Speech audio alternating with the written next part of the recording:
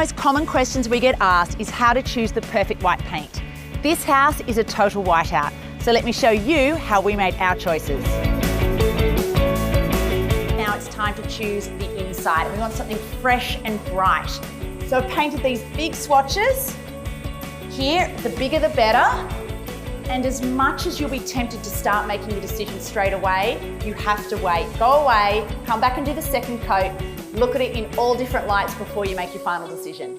And guys, it's really easy to get confused about which white is which on your wall. So a trick is to make sure you actually paint the colour underneath. So this is natural white.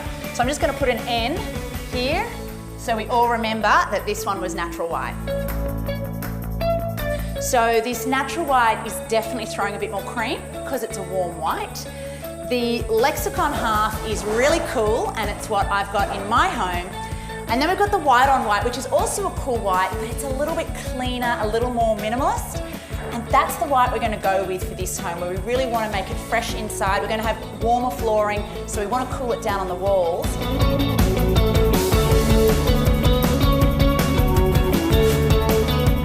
So you can see that's a little bit creamier. Yes. That is a little bit whiter and it's got some greyer tone. Yes. Yeah.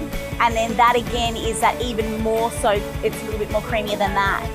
Sophie's actually looking for a little bit more of a crisper white. I think the winner of the exterior is... What's it called? Casper White Quarter. Oh, Casper White Quarter. Casper White Quarter's the winner. So as you can see, we chose two different whites for this home. Inside we had white on white by Dulux, and outside Casper White Quarter by Dulux, one of my personal favourites. It's got a bit of grey but not too creamy. It creates the perfect contrast to this beautiful lush landscape around us.